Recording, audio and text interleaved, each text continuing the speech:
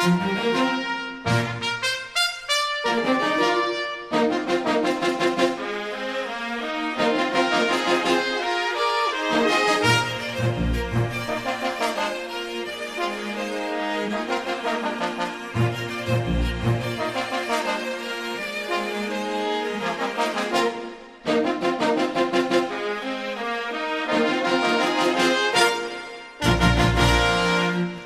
evening. Welcome. I'm Jennifer Miller, a member of the Door County League of Women Voters, the sponsor of this event. The League of Women Voters is a nonpartisan political organization. While we never endorse a candidate or party, we are directly involved in shaping the important issues to keep our community strong. The League encourages informed and active participation in government through its voter service, education, and advocacy activities. The League is an organization of men and women. We welcome new members, and you can contact any of our members for more information about the League of Women Voters. We do have a few upcoming events. Our annual meeting will be May 14th. Our speaker will be Dr. Ivy Cargill from St. Norbert's College, who will speak on the gender gap in leadership roles. We are also hosting a Get to Know the League of Women Voters session on September 15th. Watch for more information on these upcoming events in the local media. We'd like to thank the town of Sevastopol for the use of their facilities this evening, and also the town of Nassawapi, who hosted a similar presentation earlier today. We'd like to thank Laddie Chapman for recording this session, and it will be available on Charter Channel 986 in Sevastopol. It will also be run on the Sturgeon Bay access channels, and it will begin running Tuesday at 7 p.m. and run a few times per day after that. I also need to thank Rob Burke and Dawn Vandevoort of the UW Extension for connecting us to the video that you're going to see today, as well as for some of the materials that we'll be handing out later. And now our program. Wisconsin Open Meetings Laws. What are they and who do they apply to? I'm very pleased to introduce Attorney Andrew Phillips. He's an attorney in private practice with the firm Phillips Borowski SC. Attorney Phillips brings a wealth of professional experience to this discussion of open meetings laws from his 20 years of experience working with the Wisconsin Counties Association and numerous municipal entities. We thank you for sharing your knowledge and expertise to better help us understand Wisconsin open meetings law. And I'll hand it over to Andy. Thank you. Thank you, Jennifer. It's a pleasure to be here. Thanks for having me here. This is a repeat performance of a sold-out show from this afternoon. That should get you all incredibly excited, because there's nothing that gets me more excited than open meetings, right? Yeah. We're going to talk a little bit. There actually is a bit of play acting that's gone on by the UW Extension Group Local Government Center, where they've gone through a series of vignettes that explain various issues under the open meetings law. After each session, we're going to have a discussion where I'll add some perspective from the practitioner's standpoint on this. My relationship to the open meetings law is a little odd. I'm not obviously a government official, and I'm not a member of the public. Typically, when I attend a meeting, I typically attend a meeting to be an advisor to somebody. So I'm giving them advice on how to comply with open meetings, and then if somebody gets sued for an open meetings violation, I'm the one who gets to defend them. And so I kind of want to offer that perspective. I've got a couple of open meetings cases in my office right now. One's at the Court of Appeals, one's in circuit court. So happy to provide whatever perspective is there. I think as we go through this, you'll see that the sessions that appear on video are going to tee up hopefully some questions, concerns, comments in your mind. And so then let's have that discussion after those videos are done, each series of videos. Once those are done, we can ask questions, have comments, and hopefully have a really good discussion about the open meetings law. So with that, I guess we'll get going on the video, dim the lights a bit, and see where we go.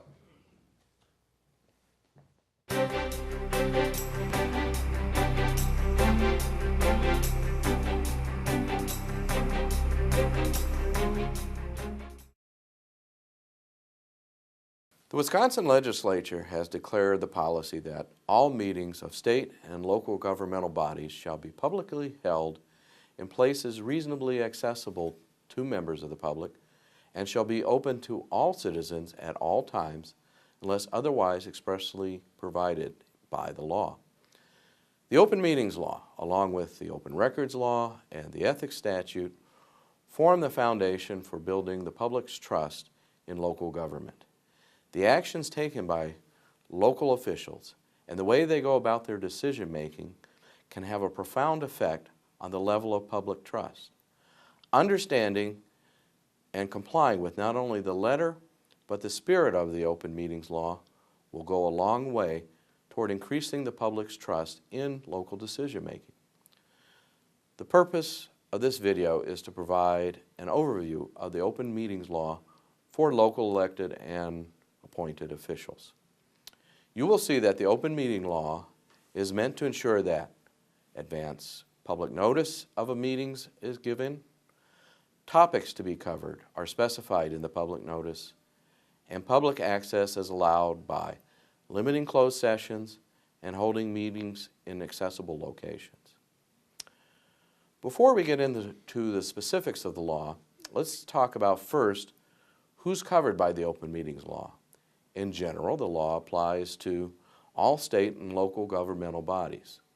Local governmental bodies, the subject of this video, include governmental bodies such as a county board, a city council, a village board, town board, and school board. In addition, the local governing bodies committees are covered, as well as the local units, commissions, and boards. For example, standing committees such as personnel, public safety, and public works committees are covered. Also, commissions and boards such as zoning boards or plan commissions and boards of review. These are all subject to the Open Meeting Law. The law covers local government ad hoc and special committees, such as study committees or citizen advisory committees, and may include certain quasi-governmental and governmental corporations. Who's covered by the law? The law applies to all members of the local governmental body, whether those members are local officials, such as governing body members, sitting on the unit's committees, or citizen members appointed to a committee, board, or commission. All members of the local governmental body must follow the law. Both local members and public members are subject to a forfeiture penalty of $25 to $300 plus costs if they violate the law. This forfeiture is a personal liability and may not be reimbursed by the local governmental unit. Also, a court may void any action taken in violation of the Open Meetings Law, such as a vote taken on a matter not properly noticed. How is the law enforced? An action to enforce the law begins with a verified complaint by a citizen to the local district attorney. The DA then may begin a court action to enforce the law. If the DA does not enforce the law within 20 days, the complainant themselves may bring an action. In rare cases, the Attorney General may start an action to enforce the law. The following vignettes cover important aspects of the Open Meetings Law. All right, so if I could just add a couple of perspectives on this, if you will.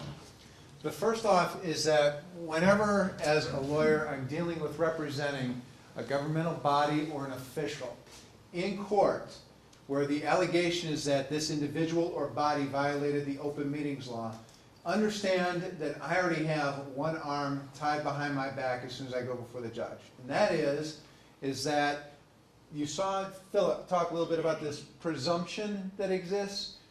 There is in the law a provision that says that the Open Meetings Law is to be liberally construed in favor of open government. So the presumption is that whenever you went into closed session, whenever you didn't have the agenda properly worded, whenever you did something in violation of the law, that you weren't giving that open access, giving that open government. And so the cards are stacked against you as a public official when you go into court. Why is that important? It's important because we always want to be wearing that white hat when we go before a judge. So to the extent possible, if you're going to err in the interpretation and application of the Open Meetings Law, always err on the most conservative side in favor of compliance with the Open Meetings Law. Okay? Second, I want to talk about this whole issue of what bodies are covered by the law, because these videos don't spend a lot of time about to whom the law applies.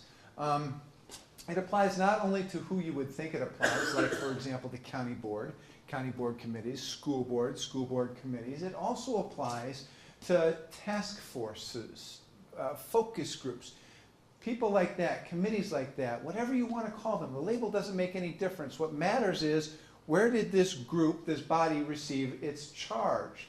Where did this body receive its authority from? If it's a creation of a school board, if it's a creation of a county board, in other words, it's a subunit, then the law is going to apply to that group.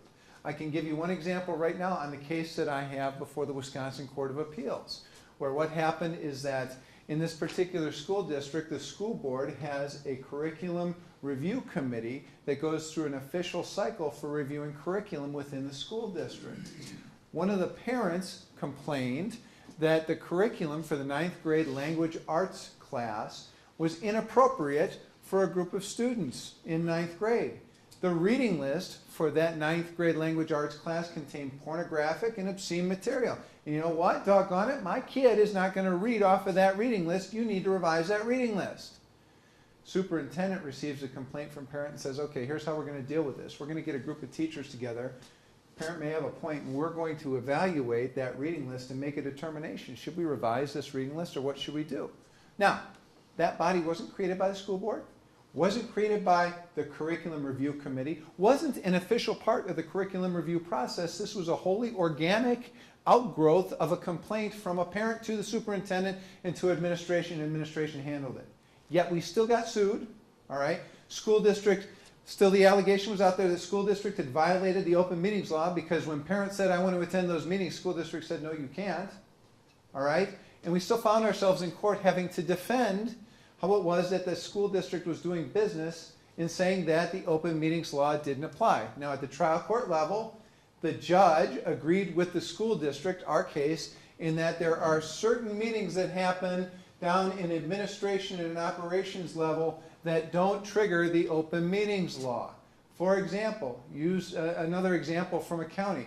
If the highway commissioner was going to have a discussion with the patrol foreman about what type of gravel they're going to put down in a certain little driveway between the highway shop and the road, does that meeting between the commissioner and the foreman trigger the open meetings law? I think we'd all say there's no way in the world it could. Because if it did, if we had to notice each and every meeting among employees, can you imagine how long it would take government to do business? I mean, we're already a little bit slow as it is. Can you imagine how long it would take to do business if we had to notice those types of meetings? So there is a line to be drawn. And all I want to suggest to you is that sometimes where that line is drawn is not readily apparent, but you always have to look to where that particular entity received its charge or its authority. And if it received its charge or its authority from the school board, the county board, the city council, the village board, the town board, chances are that body or entity is going to be an entity subject to the open meetings law, regardless of its membership.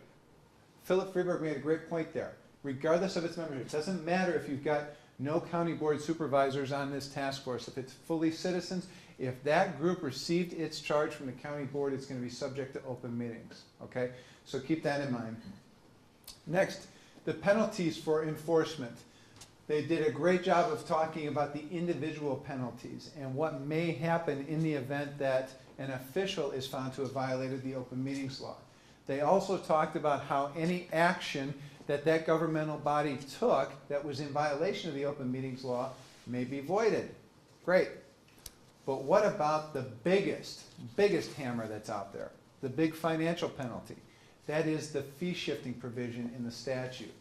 So in other words, if a plaintiff is successful in a lawsuit finding that the governmental body violated the open meetings law, you have the privilege of paying your own lawyer to lose in court. You also have the privilege of paying the other side's lawyer for winning in court. So it's a huge financial incentive there to make sure that we're okay. And as we know, litigation can be expensive. I've been involved in open meetings cases where we've gone to 6 figures in terms of the attorney's fees that are at issue, okay? So that can be an expensive proposition as well. Then he talked a little bit about process to enforce the law as well. If a member of the public believes that the open meetings law has been violated, that member of the public goes to the district attorney and files what's called a verified complaint. A verified complaint merely says that they sign under oath as to the facts and allegations contained within the complaint. District attorney then has the ability to prosecute that open meetings violation, or district attorney may defer and say, I don't want to prosecute this. That's a period of 20 days where the district attorney reviews. If district attorney says, I don't want this case, then private person has the ability to hire their own lawyer and prosecute in the name of the state that open meetings violation, which then brings that whole fee-shifting provision into play. So that's the process. We talked briefly about the penalties. We talked about the presumption. Any questions before we start going on some of the real-life situations that we've got in the videos? Yes, ma'am. So do these governmental bodies carry insurance to cover themselves for these? Many do. Do they cover insurance? Many do carry insurance which will pick up the costs associated with defending the municipal entity or school district as it relates to an open meetings violation. Oftentimes, however, those insurance policies have an exclusion for paying the other side's attorney's fees. Depends on the particular language within a particular insurance policy. But I know personally, I have defended municipalities on open meetings cases for an insurer on behalf of a municipal entity. Other questions? Yes? For quasi-governmental bodies, how is the status determined on that? Is it from the origination of the organization or what they are doing at the moment? That's kind of a mixed bag. For quasi-governmental corporations, which is one of the things under the statute, that gets into the Beaver Dam case from 2009. And that involved a situation where the Beaver Dam Economic Development Corporation split off as a component subunit of the city of Beaver Dam and operated on a standalone basis. And then the question before the Supreme Court in the Beaver Dam case was, is this Economic Development Corporation, which receives its funding, houses its offices, gets staff support, gets all sorts of support from the city, is this really the city just dressed up in a different name such that it would be subject to the Open Meetings and Public Records Law, or is this a standalone corporation that would not be subject to Open Meetings and Public Records? And what the court in Beaver Dam, what that case did is they went through a series of factors to analyze the level of support, level of funding, and the ties between that particular corporate entity and the city of Beaver Dam to make a determination as to whether that entity itself would be subject to open meetings and public records. That's important because it's a different analysis than what you're talking about, where do you look at the charge that is given at the time of formation of the subunit. It's a completely different analysis. And the reason I say that is that the analysis of where did the group get its charge, that's when we're dealing with things like task forces, commissions, ad hoc committees, things like that, where it's just for a defined, limited purpose. Beaver Dam Economic Development Corporation was going to exist in perpetuity. That was always there. And so the question was this thing that's always there, is that subject to open meetings? What I'm talking about, where you look at where did it get its power, its authority, its charge, that's something that exists for more of a limited, defined purpose. But we don't get into Beaver Dam in this presentation, but I'm happy to share with you at some point. If you're interested in the Beaver Dam analysis, it's pretty convoluted, actually. Other questions? Yes? If a DA chooses to defer a complaint to an adjacent county's DA, when does the 20 days start to run? That's a great question. Does anybody know the answer? Because I don't. I don't know. I'd have to look at the statute and find out. I would think that the DA can ask for continued consideration period in that circumstance. The only thing you get as a private individual after expiration of the 20 days is a right to sue, okay? Because if you sue before expiration of those 20 days or you don't ever take it to the DA, then the governmental body has the ability to say, look, first you've got to exhaust your remedies and seek through the DA a prosecution. It's only when the DA says no or doesn't do anything that you can sue. So in reality, I would think if the DA is going to consider it, the DA is probably at that point working with the complainant to make a determination as to whether the DA is going to take the case. Yes? So every subcommittee has to have an agenda, posted agenda for their subcommittee meetings? A subcommittee, yes, unless the subcommittee meeting occurs during the course of the governing body's meeting. However, when you say post an agenda, it's notice of the meeting. Notice that the law doesn't say that you have to post an agenda. The law just says that you have to provide notice of the meeting. And that notice of the meeting has to describe in reasonable detail what it is that that subunit is going to discuss at the meeting. So I think it varies, and we'll get into some of these situations in this discussion as to what level of specificity is required in those, depending on the circumstances. Other questions? All right, I think we can go to the next video. Press play hard.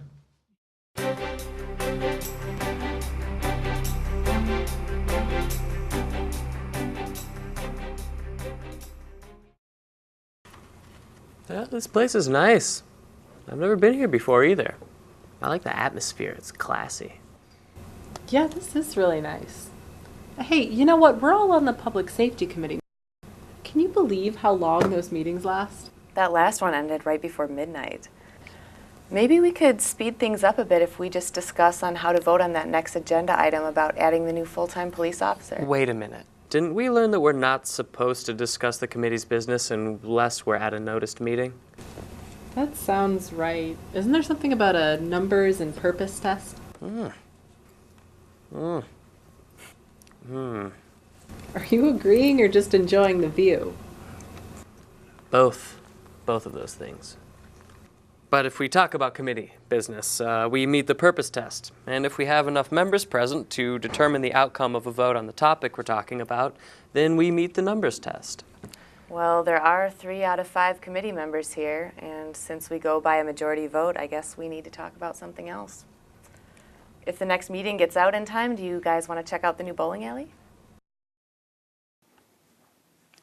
A meeting occurs when the purpose and numbers tests are met.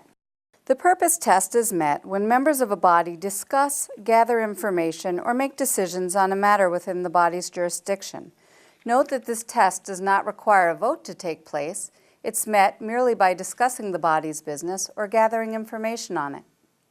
The numbers test is met when enough members of the body are present to determine the outcome of an item of the body's business. In other words, the test is met when enough members are there to block passage of a matter. Usually, this is half of the members of the body, since most matters taken up require just a majority vote. However, if an item requires an extraordinary vote, such as a 2/3 vote for a budget amendment, a smaller number may meet the test. In the case of a budget amendment, 1/3 plus 1 of the number of members of the body can determine the outcome by blocking the passage of the amendment. For example, with a 5-member town board, any 2 members, clearly less than a majority, getting together to strategize how they will defeat a proposed amendment to a previously adopted budget would meet the numbers test and the purpose test.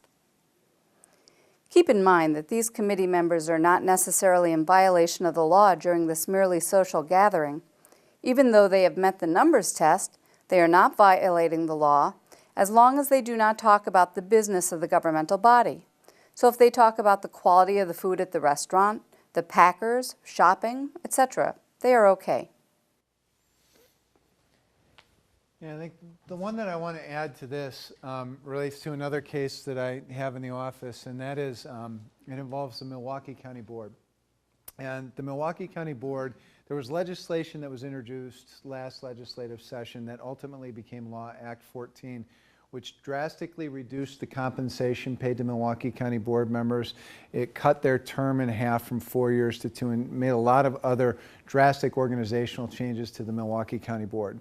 Well, when that legislation was introduced, there was a large gathering of Milwaukee County Board members that went to Wisconsin to testify before an assembly committee in opposition to this legislation. And so when that group went to Madison and testified in opposition to the legislation, they did not notice the fact that there was a quorum of the county board that was gathering to go and testify in opposition.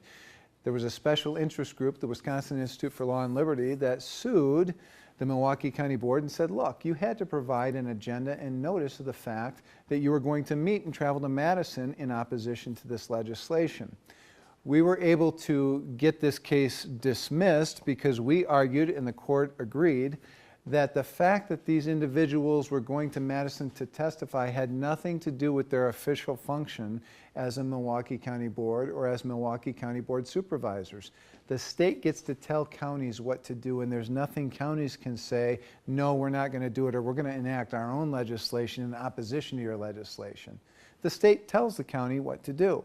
And so realistically, those supervisors weren't exercising any sort of official responsibility such that the purpose element that they were just talking about was you couldn't meet it, okay? So we were successful there.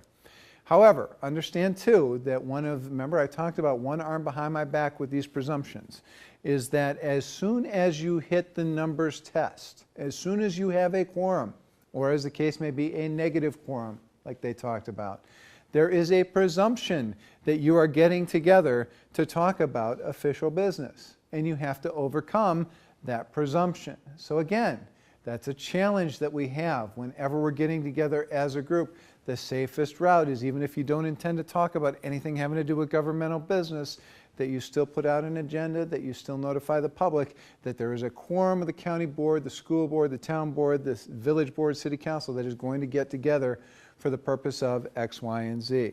And that's really quite simple to do, too, if you think about it. And I'll use another example. Let's say that the counties association is going to put on an educational seminar over in Stevens Point. And we have a group of 15 supervisors from Door County that want to go see that educational workshop. So they decide that they're all going to get in one big van or bus and ride over to Stevens Point together to go see that educational workshop. Now, they don't intend to talk anything about county business or do anything on that bus trip over there while they're at the seminar or on the bus trip back. Nonetheless, you've got a quorum of the county board that's on that bus together.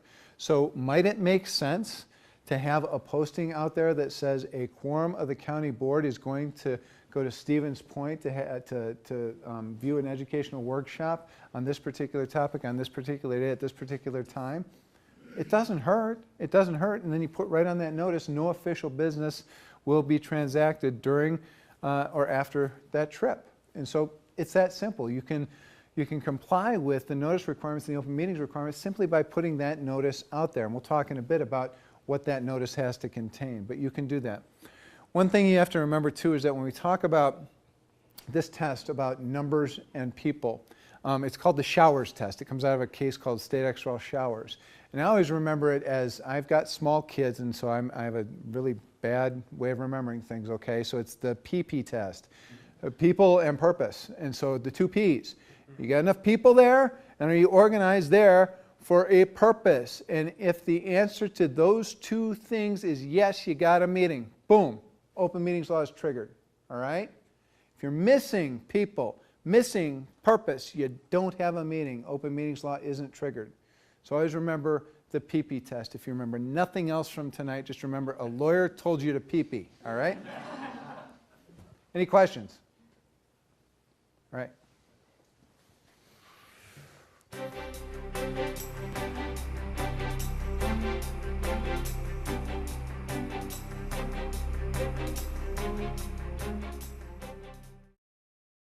Hey, Sarah, what are you up to? Oh, hi, Bill. The new village president wants me to email the traffic consultant's report to the village board and ask them which options they prefer regarding the use of traffic calming devices. He figures it'll probably speed up the next board meeting. Whoa. Sarah, slow down. I think you're probably going to be violating the open meetings law. What do you mean? Well, it's okay to send the reports out to the village board by email, regular mail, or by putting it in their boxes, but discussion of the report has to be at a properly noticed meeting. Holding a discussion by email would shut the public out of the discussion and likely violate the law. So what should I do? Well, if you do send the report out by email, just tell the trustees it's being sent out for their information, and it'll be placed on the agenda for the next board meeting. If they haven't been trained on open meetings law, then you could warn them that board business should not be discussed by email because that may violate the law. Also, keep a copy of the board's records in case any citizens want to take a look at it. Okay, I think I see. But since we have 7 village board members, I thought 2 or 3 of them could communicate without violating the open meetings law. Well, that's generally true, Sarah, but with email forwarding and replies, you don't know how many board members will eventually be included in the discussion. I'd suggest using email just for administrative matters, like setting a committee meeting date. If you send information concerning a body's business, then let the body members know that they shouldn't engage in an email discussion about it. What about a chat room or a blog on village affairs? Well, they pose the same problem. If members of a governmental body, like the governing body or the committee, get involved in a matter under that body's jurisdiction, then the open meetings law is likely violated. And it really doesn't matter whether the conversation takes place face-to-face, over the phone, or electronically, like with email or a blog. I bet the village president will want to call up the other board members after they get the report and see what they think about it. Well, I sure hope he doesn't. If the village president or any member of a local governmental body communicates with various body members, one at a time, on the phone, in person, or by email, then the law is likely to be violated. This type of discussion is called a walking quorum, and members of local bodies really need to watch out for it.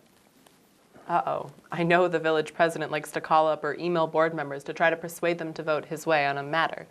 I also talked to the county clerk, and she says that the county board chair does the same thing. Well, I hate to be the bearer of bad news, Sarah, but the open meetings law prohibits the chair or any member of the governing body from contacting other body members to persuade them to vote in a certain way if the numbers test is met. In other words, contacting another member to persuade him or her to vote a certain way clearly meets the purpose test for when there's a meeting. So if the numbers test is also met, then an illegal meeting occurs. As I mentioned a little while ago, email should not be used for such substantive purposes because you can forward it and thereby meet the numbers test. In a similar fashion, a chair or body member calling other members or talking to them individually can result in a walking quorum. That, by definition, meets the numbers test. Of course, the larger the body, the more members the chair or member can talk to without meeting the numbers test and violating the law. With a large body, such as the county board, a chair could talk to but not email a number of members without a problem, as long as the numbers test is not met. The village president isn't going to like this. I'd be happy to talk to him. I'd also be happy to put on an educational session about the law. In addition, UW Extension and the local government associations put on lots of programs on these topics that your officials might want to take advantage of. This segment points out that members of a governmental body must be careful not to violate the law by using email to discuss governmental body subject matter. It's okay to use email for administrative matters such as setting a meeting date. Also, information such as a report may be sent out as with regular mail. But care must be taken not to discuss the report via email. Even if the numbers test is not met initially, use of email forward, reply, or reply all may result in a violation. This segment also brings up the problem of a walking quorum. Anytime one member of a body has a consecutive contacts with other members of the body on an item of the body's business, the numbers test might be met, resulting in an illegal, unnoticed meeting. This often occurs when the chair or a member of the body is attempting to line up votes or trying to get other members to support his or her position prior to the meeting. This could happen with the use of email, telephone calls, or in-person conversations.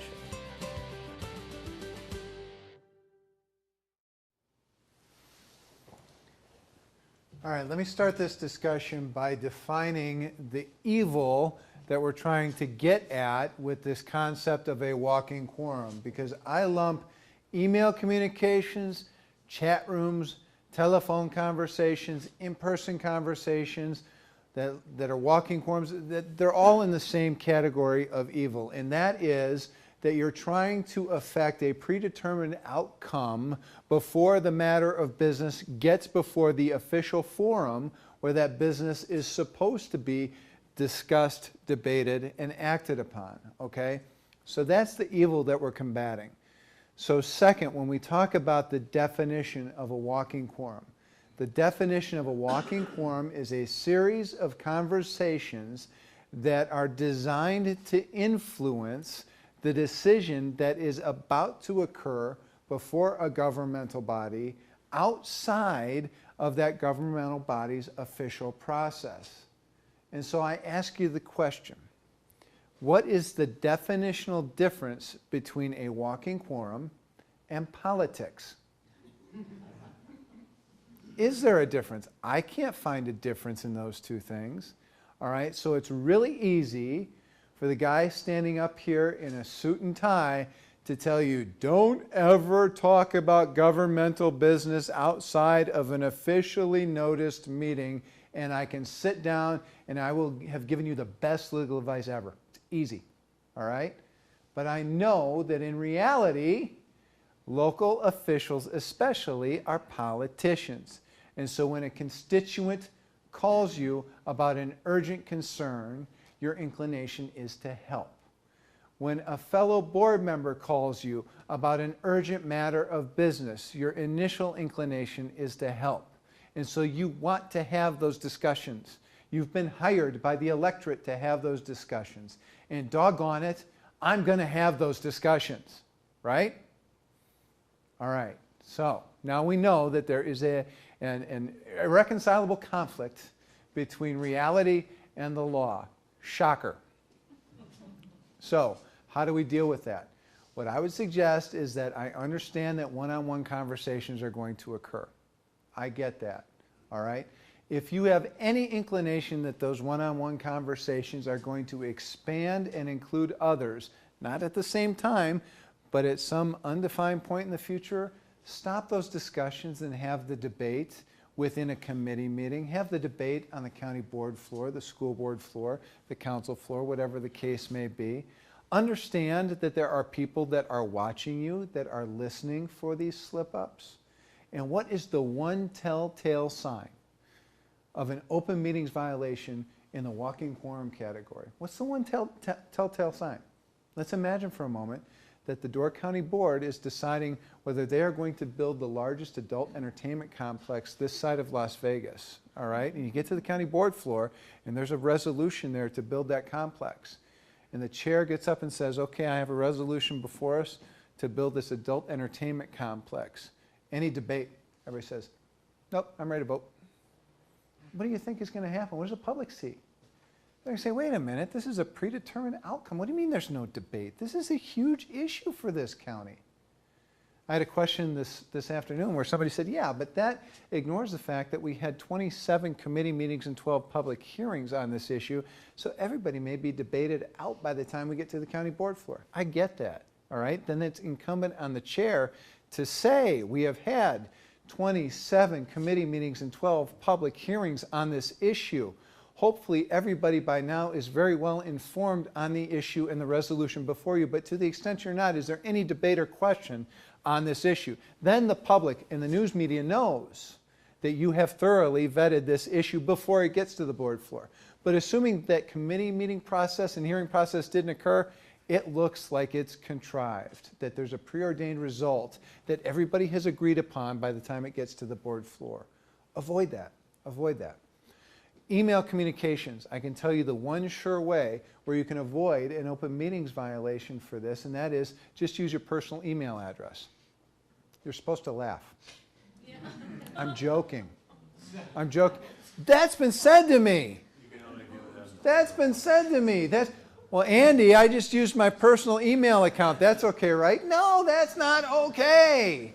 That's still a communication, all right? Not only that, it's a public record. So as soon as you start denying the conversation, then somebody submits a records request, and unless you're the Secretary of State, you actually saved your hard drive, you got problems. From a lawyer's perspective, email is a beautiful thing and it's a horrible thing. It's beautiful if you're on the side where you want evidence, and it's horrible if you're on the side of not wanting to have evidence. It's out there and people will find it, okay? So limit those communications by email. The danger with email is that a conversation may continue that you never intended to start in the first place. That person who receives your email may say, this is a great idea. I'm going to blast this out to Betty, Jane, and Charlotte over here so that they can find out about this too. Pretty soon, 2 emails later, you've got a quorum of your board or your council that is agreeing to act in a certain way because they think it's a great idea. You had no intention of starting that conversation, much less having it spread to a quorum of your board or council. But you got a problem. You got a huge problem. So again, heed the advice, which is limit your email communications to administrative matters to the extent possible. All right, so with that, any questions about this whole concept of walking quorums and politics? Yes? How do you distinguish between an informational message and one that is, well, one that is intended to convince someone of a whatever subject? I'd like to have on the agenda for the next meeting this issue about revising our budget. Can you please place it on the agenda, assuming you're in charge of the agenda? That's informational. That's asking for something to be discussed in the official forum. I want on the agenda this garbage move about modifying our budget. It's ridiculous and we should never do it. That's more than informational. Okay. You're presenting a convincing argument. Essentially, rather than just providing information on the subject. I think that it's always okay to ask for something to be placed on the agenda. As soon as you start editorializing, as soon as you start painting the picture, either pro or con, for or against a particular measure in the context of that email, that's where you start running into some problems.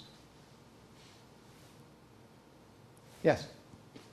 Just kind of pintailing off of his, if you have a committee agenda and you have the committee meeting and you needed a piece of information, a price for a contractor or something, and there's going to be 3 weeks worth of blizzard, you have to have it done by 2 weeks, there's a problem that you can't meet again.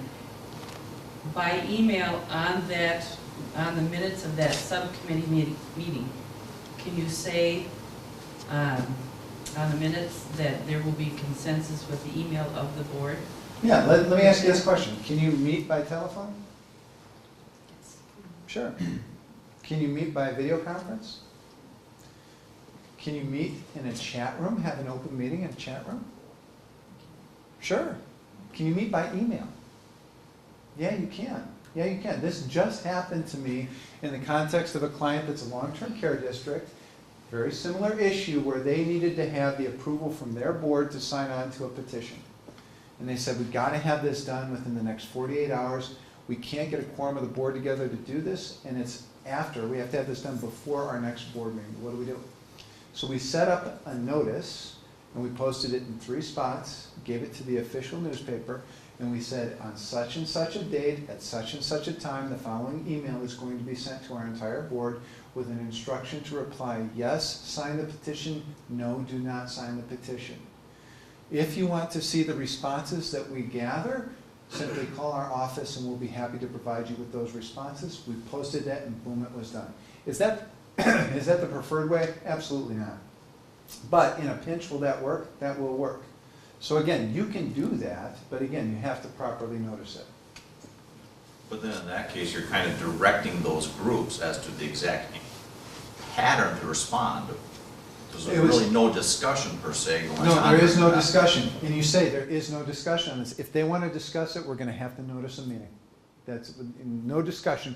We're not taking any responses other than yes or no. And if somebody responds, I want to have this at a meeting, if enough of those come back, we're going to have to put it on the agenda for a meeting. So then as a chat room, which can be opened up to the public, then you could have a discussion orientated because people would be able to sign on and be able to see the discussion going on. Exactly. And what I would suggest is, and this is just an example, a chat room, let's say you want to have a chat room meeting, you got people in all sorts of different locations throughout Door County and they're all going to be in this chat room at this one time to discuss and debate this electronically over their computer.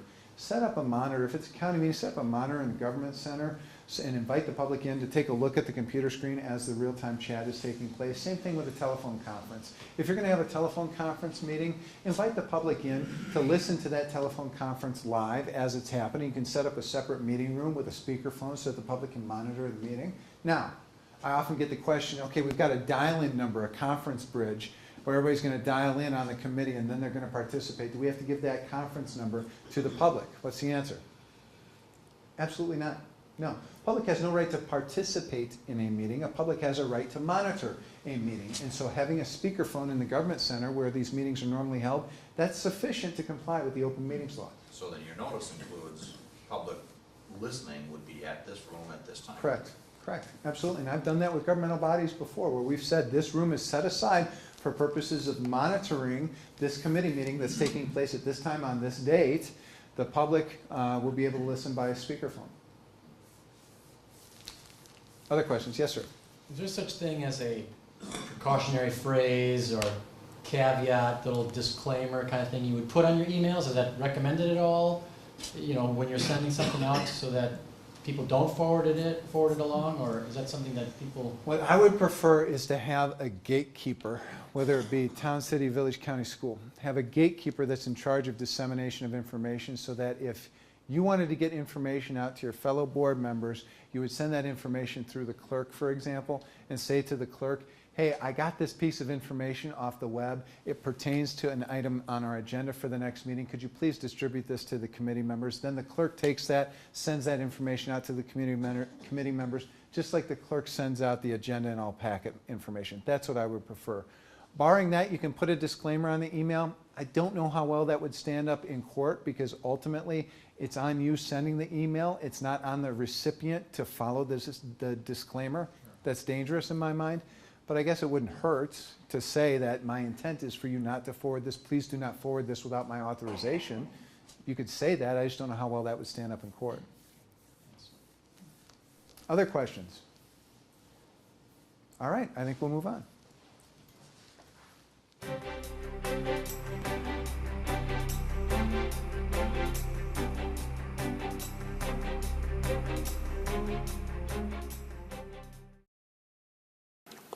It's a good thing the agenda in the front of me says Highway Committee, or else I might think it's a Finance Committee meeting. What do you mean? Well, there are 1, 2, 3 members out of 5 Finance Committee members on the Highway Committee. Isn't that a problem? I mean, shouldn't the clerk have given a notice that both committees are meeting? We're okay. As chairperson of the committee, I checked into this. As long as we stay on the Highway Committee's notice agenda, we're okay. But if the Finance Committee members start talking about Finance Committee matters, then there's probably a violation of the open meetings law. I guess we don't have to worry then. Yeah, not if we stick to our own business. When a body, such as a committee, are meeting, sometimes members of the body that's meeting will also serve on another governmental body, such as is the case here. The second body is not considered to be meeting as long as the body that's legally meeting sticks to its noticed business. Yeah, this one is pretty self-explanatory. When we get into attending another body's meeting, that's where the issues become a lot more complicated. So I'll save the discussion for after the next video series, but I think that's great advice if, especially on smaller committees, smaller boards, you may have on your Finance Committee a quorum of the Executive Committee, a quorum of Human Services, a quorum of Law Enforcement, any number of things. Stick to the items of business on the agenda pertaining to that particular committee. Safest advice.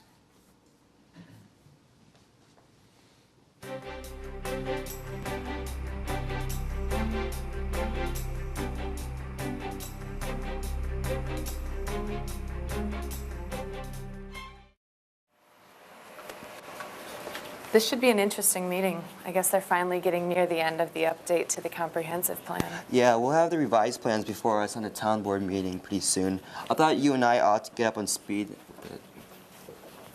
Mary is on the commission's team, so she knows what's going on. Hi, I didn't know you two were coming. Glad you could make it. Does this mean that we're having a joint meeting of the Plan Commission and Town Board? It's not really a formal meeting of the town board.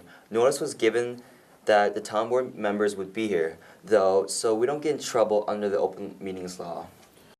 Yeah, I've got the notice right here. The clerk wrote, members of the town board must be present for the purposes of information gathering and discussion, but no official action of the town board will be taken. That's right. The two of us wanted to learn more about the comp plan update, so we thought we'd come. We let you do your own thing, but we may have a comment or two. As town board chair, I asked the town clerk to put in the language you just read so that people know the town board will be here.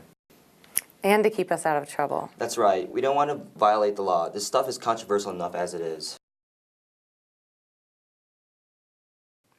Sometimes members of one governmental body may attend the meeting of another, such as here where the town board members attended a plan commission meeting. If such attendance is known ahead of time, The notice should address the situation by mentioning the meeting of the second body. Of course, sometimes two bodies will have a joint meeting, and the notice will show this fact. And so the example that they provided there is based on a real case. It's the Bagkey case, Village of Greendale, where you had village board members attending a plan commission meeting because they were dealing with a topic that was eventually going to make its way back to the village board. And the village board members, to their credit, wanted to be fully informed on the issue that was about to come before the plan commission, eventually make its way back before the full village board. So they wanted to go to the plan commission meeting and find out, all right, what's said in the public hearing portion of this meeting? What's the debate about? What's the information? Because I want to make an informed decision when I'm sitting on the village board. Again, great intent, love it, the heart's in the right place. But the problem is that remember that under the 2 Ps test, people and purpose, that one of the purpose items is information gathering. So even the process of gathering information as a group can be a meeting. And so realistically, the agenda in the Bagkey case for the Plan Commission should have had a statement on the bottom that says a quorum of the village board may attend this Plan Commission meeting, but no official business or no official action will be taken. And then they would have been covered. And that happens a lot. I see this working primarily with counties because counties typically have a larger board, so you have a lot of committees. And sometimes in those committees there's significant overlap. And so you may say on an issue that comes before finance or personnel that a majority of, for example, the highway committee members might be here. If it's a personnel issue dealing with the highway department, a quorum of the highway committee may be here, but no official action will be taken. So you see that it's a simple sentence to put at the bottom of those agendas. The thing I will tell you is that typically you don't receive advance notice of this, because if you did receive advance notice, hopefully your clerks are smart enough to put that provision at the bottom of the agenda. So what happens if you're sitting in a finance committee meeting, all of a sudden you look out and you do have a quorum of your personnel committee or your highway committee that's sitting there. What do you do? What do you do? Kick one of them out. Kick one of them out. That's right. Don't let there be a quorum sitting there. Because remember, one of the things that can happen is that the judge may order any action taken in violation of the open meetings law be void. All right? So we don't want to interrupt the business of the committee that's sitting pursuant to a valid notice, handcuff them from taking official action, so you can kick one person out. Then you can do is adjourn your own committee meeting and say, boy, I didn't know that this was going to be so interesting to so many people. We don't have the appropriate notice in place to cover all of you. So if all of you are going to insist on being a part of this meeting or being here, then you know what? We're going to have to hold this meeting at least 24 hours from now, all right? So be aware of that. Oftentimes it's the unannounced attendance that will really trip you up in terms of these open meetings issues. So any questions with that? Yes? That applies to closed sessions as well, correct? I'm sorry? That applies to closed sessions as well. It does, and we're going to get into the closed session exceptions and talk a little bit about who has the ability to stay in the closed sessions in a bit. Yes? Just a question about, if you notice that a quorum of other committees may be, can it be just a blanket phrase, or does it have to be specific to what other committees might be meeting? It should be specific, because each governmental body, remember, is a separate and distinct entity under the law. And so, I mean, could you put on your agenda a quorum and then list out all the committees? I suppose technically you could, but it seems to me a better practice is to not do that and try to identify specific committees that may be there. So Yes. a blanket statement on the city's calendar website is not sufficient? I don't know. That's never been tested. I mean, in theory, it might work, especially since no official business will be transacted. I would much prefer that than saying nothing. But if we've got a huge public interest issue, I don't know. Again, that's never been tested, so I can't say for sure that that's going to work. That's the only concern. Other questions? All right.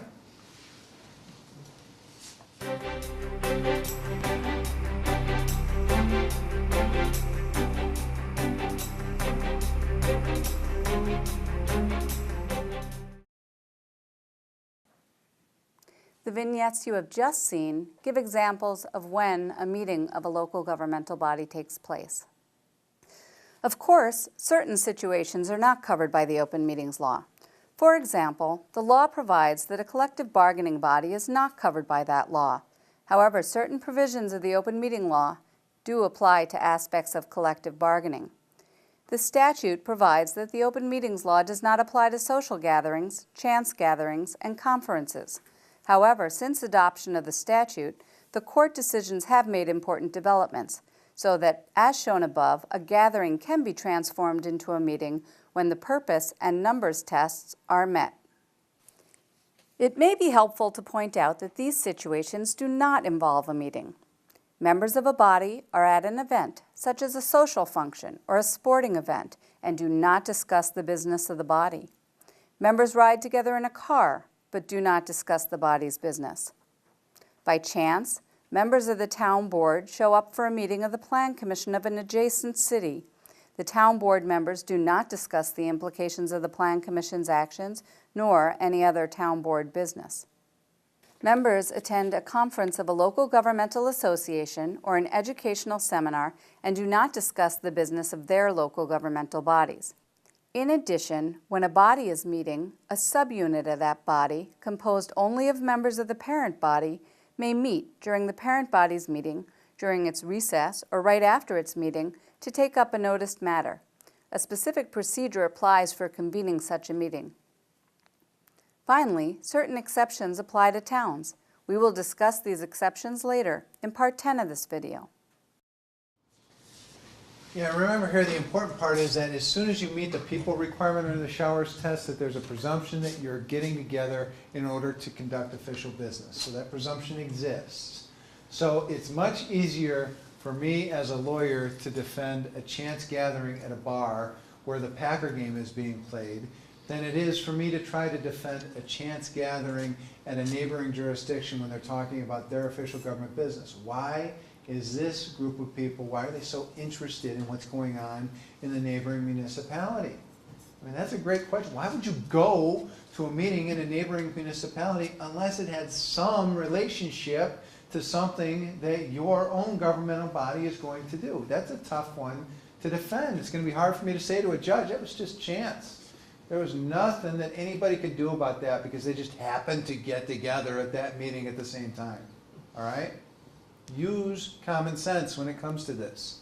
And if there is a chance that that's going to happen, if you start hearing that, hey, not only are you going to this meeting, but there are others that are going as well, call the clerk and say, just throw a notice out there saying that a quorum of this group may attend, but no official business will be conducted. That's the safest route to go. Okay, any questions? Yes. I want to clarify what you were talking about before. The multiple bodies and making sure you list them all. So you've got a committee like an administrative committee where a lot of other supervisors like to go to find out what's going on. So you posted that there might be a quorum of the county board, but they're not going to take official action. Could you not also say the county board or other committees? Because there's a good chance there's a bunch of other quorums out there. Yeah, and if you don't have advance notice, I like that option. I like that route. To say, just as a generic phrase, a quorum of the county board or county board committees may attend this meeting, but no official business will be conducted or official action taken. I like that. But I'm talking about the peculiar circumstance where you know that there is going to be a quorum of a certain committee or a certain group that is there. Identify them. Again, you are never, ever, ever going to be chastised for being too specific on an agenda. Not once has anybody sued and said, you had too much information on that agenda. You're over compliant with open meetings law. It's never happened, and it never will happen, okay? So just keep that in mind. Other questions? Yes, sir. We have a habit of doing road inspections. If you jump in a Suburban, there's 5 of us plus the person from the county. We post it, and it's a notice meeting, and not necessarily, but we ride around and take a look at the road conditions, and then we come back, talk about them, and those sorts of things. So is that a good function? We do that when we go out to Chambers Island as well, hop in a boat. That's for town, right? Town board? Exactly, township. Yeah, and there's a special rule that relates to the towns in that circumstance. We'll talk about that at the end of this. But you can do that, and as long as you notice that and say, during this ride, and we invite members of the public to meet us at various spots. Here's where we're going to go at approximately these times. That's fine, you can do that. But there are special exceptions that relate to towns because there is, again, a disconnect between the law and reality when it comes to some of this stuff. At least the law recognizes that there is a functional problem with trying to have this meeting. School bus, but, Yeah, and have a loudspeaker and blare it out from the top of the school bus and keep everybody well informed. Do it at 2 o'clock in the morning too. Yeah. Because then you can do your OW. Stop at various taverns, is that what Yeah, you can do your OWI enforcement at the same time that you do the road inspections. All right.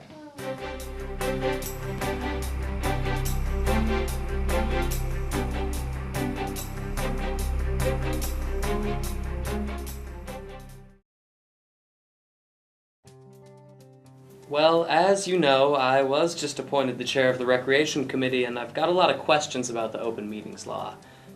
You, as a clerk, would know a lot about it, right? Maybe you could give me some pointers. I'd be glad to help you out. Great. Now, is it true that notice is my responsibility as chair? Yes. As the presiding officer of the committee, you're responsible that the proper notice is given. But as a clerk, I'll work with you. If you give me the agenda, I can draft a notice for you to check over, and I'll take care of the rest. Great. Well, let's start at the beginning. When is a notice required? Each meeting of a local government body must be preceded by a public notice. It's okay to publicize the body will meet, say, the second Tuesday of every month, but a separate notice must be given before each meeting. No, I see. When must the notice be given? Under the open meetings law, the notice must be given at least 24 hours before the meeting. The law says the date the notice is given must be reasonably proximate.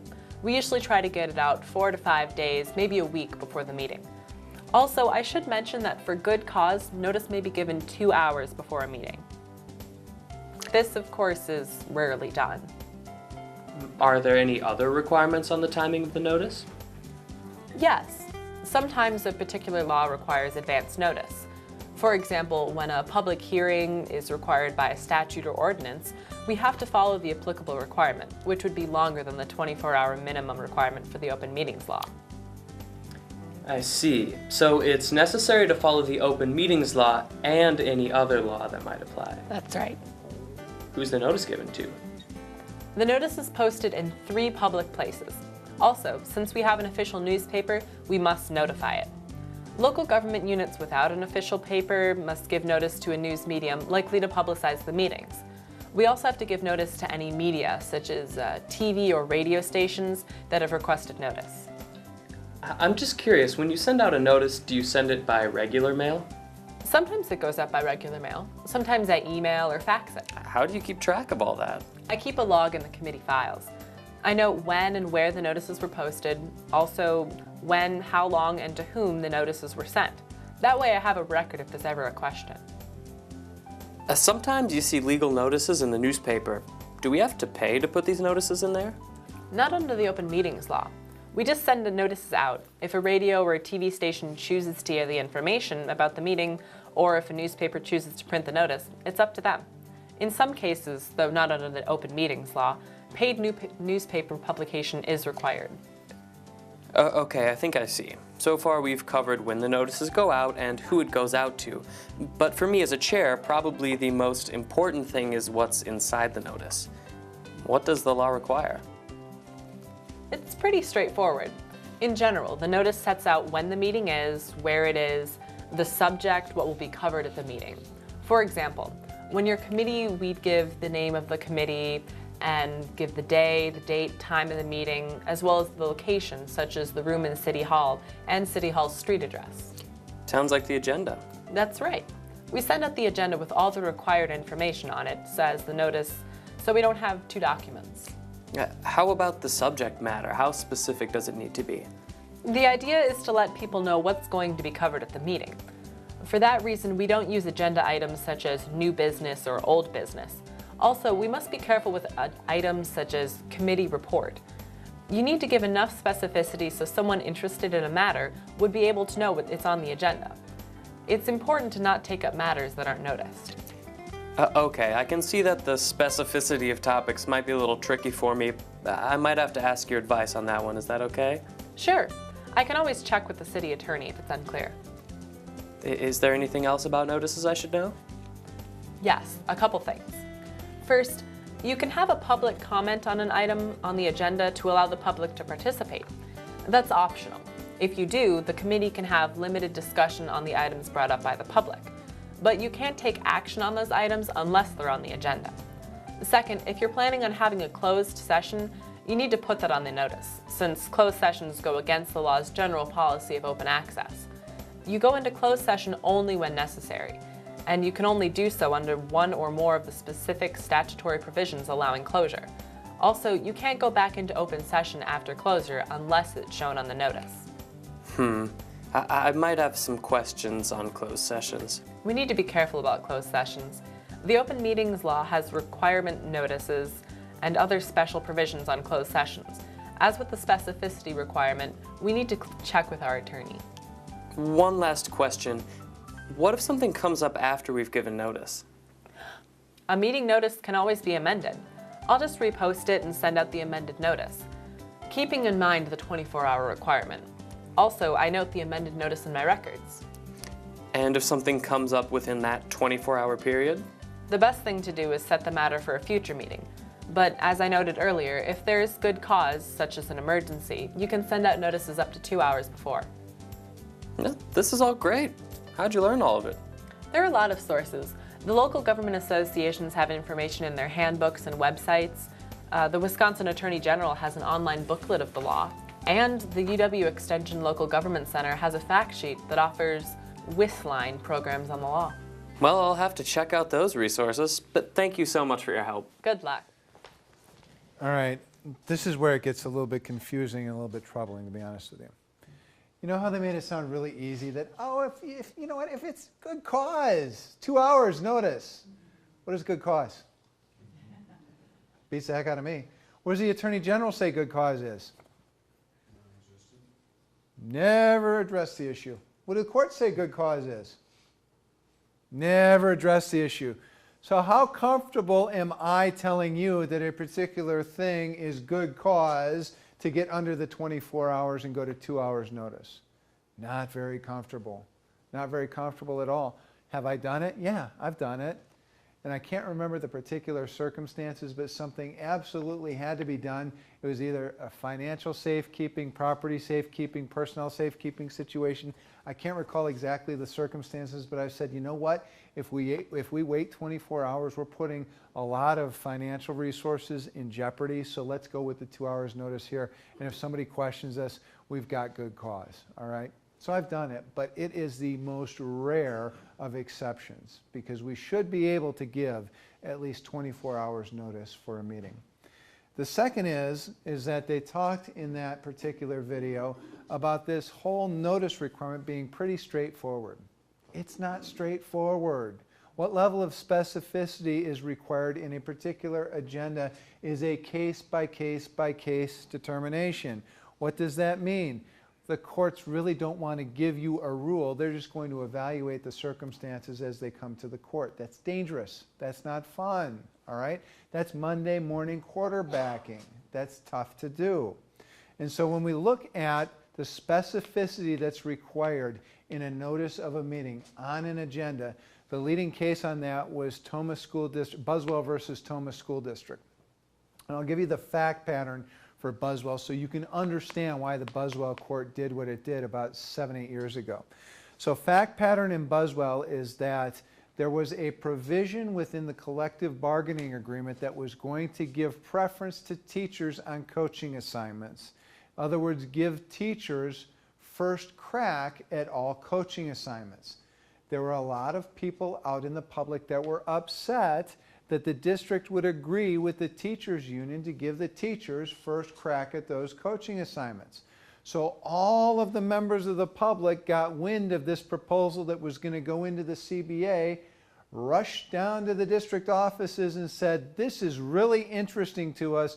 Let us know when the board's going to take this up because we want to give the board our opinion and our thoughts about what we think ought to happen with this provision giving the teachers the first crack. So what does the school board do? They put on the agenda consideration of collective bargaining agreements and they just let it go out. The meeting comes along, the public had no idea that that particular issue about first crack at coaching assignments was going to be considered in the context of the overall CBA. School board passes a CBA, it goes through, public is upset. They're like, you never gave us notice that that particular, and you knew, based upon all of the letters, personal visits, phone calls, that we were very concerned about that. You knew that, and you still didn't give us notice of what was going on. And Supreme Court said, you know what?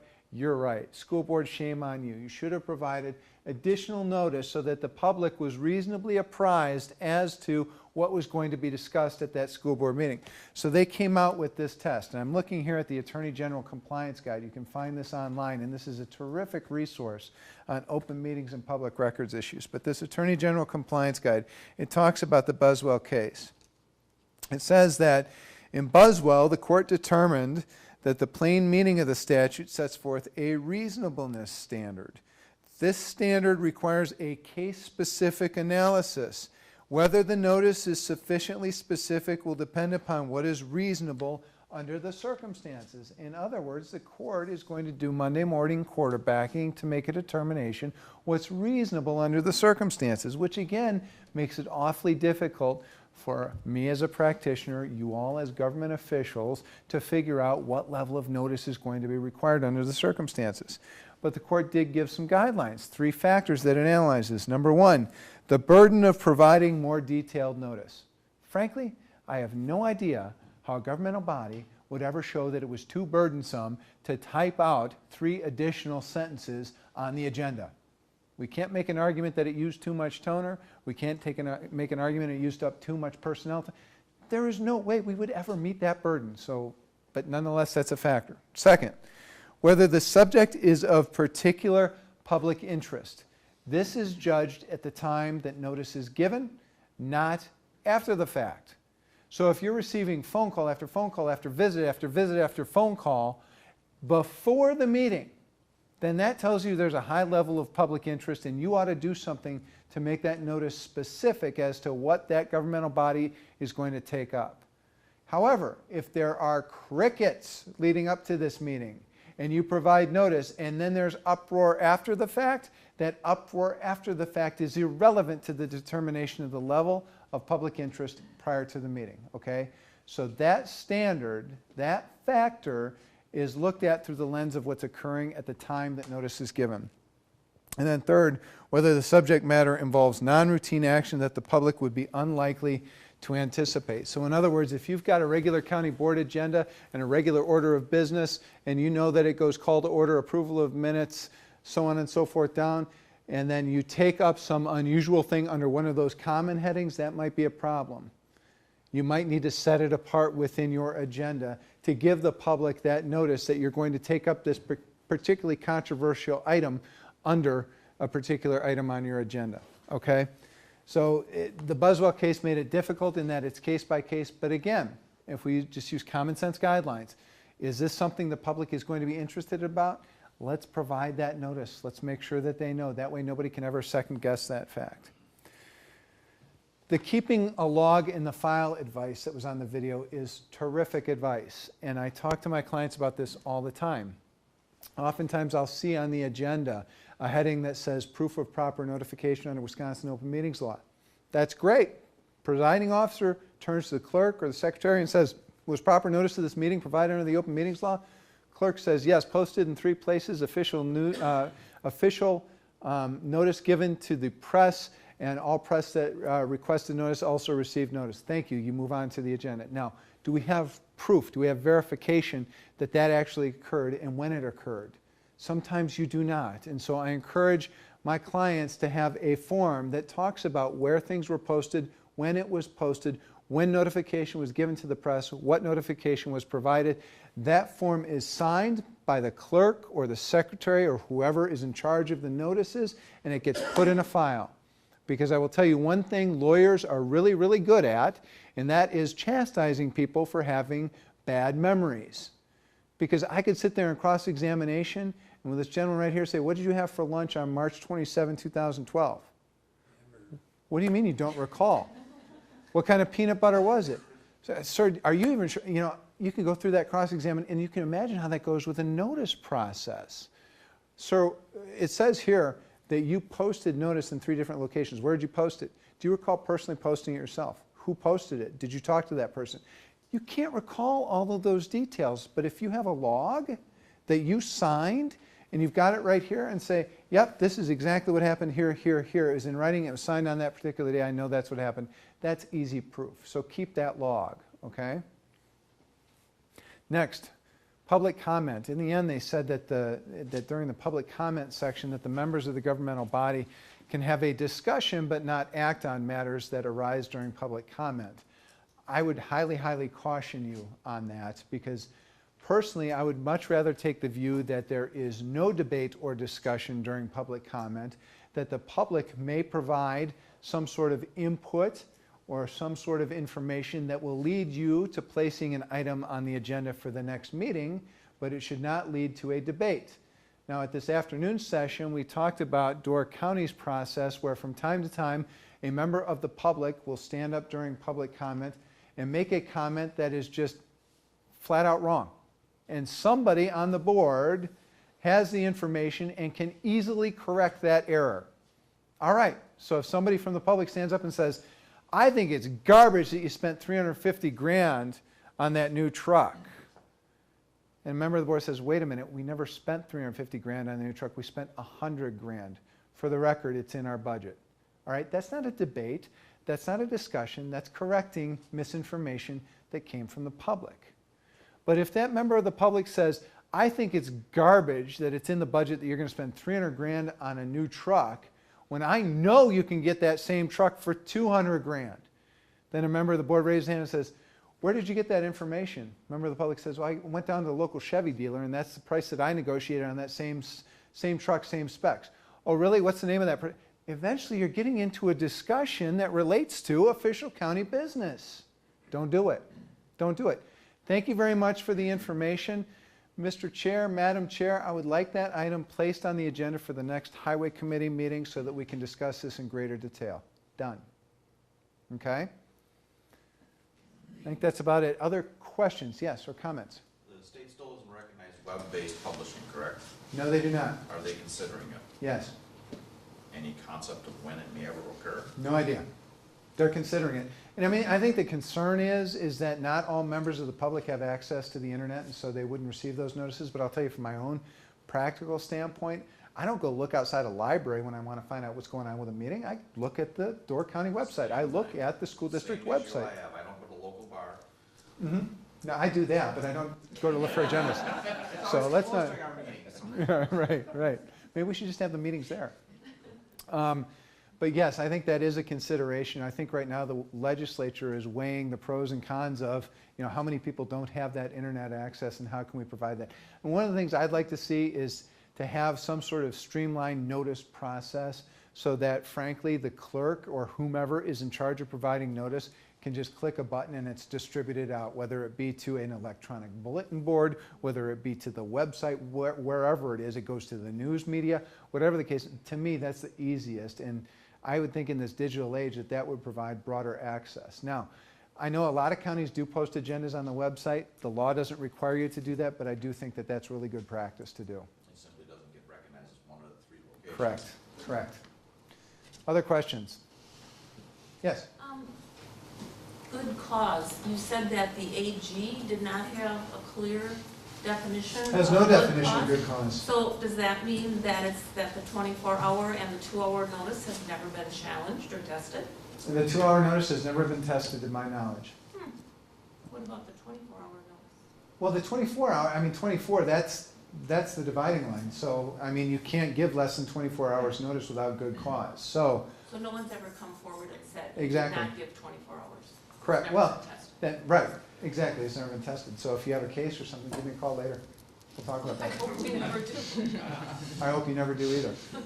It's an odd circumstance, and so I don't know how it would turn out. But, there have to be circumstances where government has to act incredibly quickly in order to protect assets, protect finances, protect personnel. So I would imagine that would be upheld. But, yeah, the term good cause has never been defined. Yes? I have several line items in one of my agendas that are ongoing projects. You know, they're informational only. There's no discussion really about it per se. There's no decision making being done, but it's just, you know, the department's head is giving a description of the projects that are currently going on. Do they need to be line itemed? I would prefer that they be line item and say discussion or information from such and such regarding this project. I think that would be Projects preferable. open and closed, they should be added and removed. Yeah, absolutely. As soon as a project's closed, take it off the agenda. You're not going to discuss it anymore. Well, they're usually just informational only, they're not. Yeah, and I mean, and I hear debate back and forth about how specific you have to be. For example, report from highway commissioner regarding outstanding highway projects. Is that specific enough to talk about the project that's going on County D? Maybe, I don't know. And that's probably equivalent to the way the line item is currently written. Right, you know, but I mean, honestly, if you put on that agenda, report from highway commissioner on County Highway D, I know you're never gonna get challenged on that. So it's easy for me to say, absolutely do that. Do I think that it's reasonable enough, report from highway commissioner on outstanding county highway projects? I personally think that's reasonable enough, or that's specific enough to pass that reasonableness standard as well. But again, it's so dependent on the particular facts of the case. What if the Highway D project is going way over budget, or you're rerouting the road, you're changing the speed limit, something that's generating public interest? The second you don't put specifically Highway D on that agenda is the minute somebody from the public is going to be all upset that they didn't get notice that the town board or the county board was going to consider this Highway D issue. So you just got to be careful with that sometimes. Yes? Can you ever amend a meeting, an agenda during the meeting? You mean in terms of the order of the agenda? Add, delete, anything? Yeah, absolutely. The body's in control of the agenda. Now, can you add to an agenda that's been posted? No, because the open meetings law says you have to give the public at least 24 hours notice of the business that you are going to conduct at that meeting. So you can't add to it. But if you get to an item on the agenda which isn't relevant, report from highway commissioner, and highway commissioner isn't even at the meeting because he's ill or she's ill, do you have to have a report from the ill highway commissioner, drag him in from the hospital? No. No. We don't have a report from the highway commissioner tonight. Highway commissioner is ill. Next item. Move on. Now, I often get the question too, can you move items on the agenda once it's out there? Yeah, you can, absolutely, as long as there's no time stated for a particular item on the agenda. If you told the public that you were going to have a public hearing at 8:00 p.m. on this particular issue, and you decide to rework the agenda so that public hearing is at 7 o'clock, and you didn't tell the public 24 hours in advance that you were moving that, you got a problem, all right? But if you're moving approval of minutes to right after roll call, there's no issue with that. You can do that. Other questions? All right, we'll go to the next one.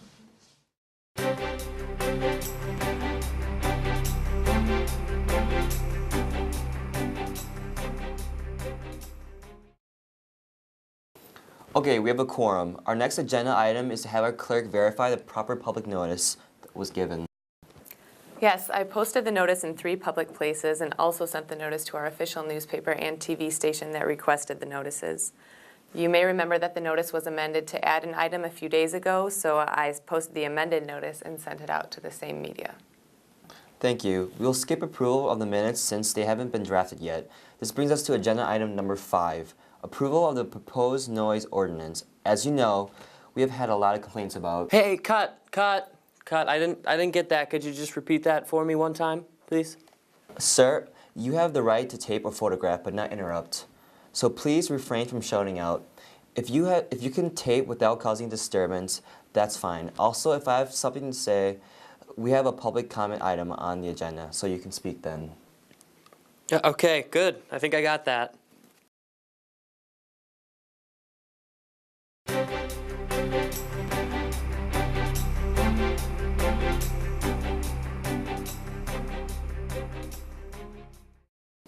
Well, we have a motion and a second for approval of the ordinance, and the proposal has been thoroughly, exhaustively discussed.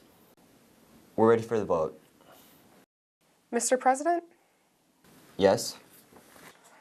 I'd like to request that the individual votes be recorded. I think this is too important a matter to just do on a voice vote. Recorded? I wish we could do a secret ballot on this one. I'm afraid secret ballots are not allowed. They can be used only to elect the officers of a body, like when the county board elects a county board chairperson, or city council elects a council president. Under the Open Meetings Law, any member of the body has the right to require the votes be ascertainable. The cleanest way of doing so is to have a roll call vote. Would the clerk please call the roll?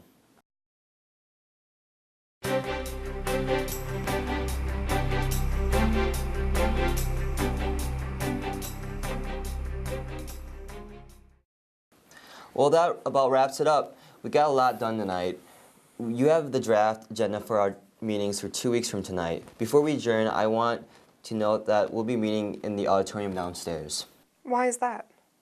Well, we have some controversial items of the agenda. As you know, we have to provide public access to our meetings, so I've arranged to have the auditorium and use a sound system because we may have a big crowd. Let's see. We have an item on raising our compensation, one on the rezoning of a large parcel for the new Mega Mart store, and another one on a conditional use permit for a massage parlor. I imagine they may generate some interest. I think that wraps it up. Do we have a motion to adjourn? Excuse me, before we adjourn, I just remembered I need to seek the board's approval to fix the sidewalks in front of a home in my neighborhood. They're having a graduation party, and I told them I would get your approval tonight. Let's take care of that before we adjourn. I'm sorry, but because the sidewalk repair topic was not listed on the notice for this meeting, we may not discuss it or take any action on it. We can get the item on the agenda for our next meeting, though, or we could call a special meeting, but we can't take care of that tonight. Now I will entertain a motion to adjourn. This segment makes a number of key points about meetings.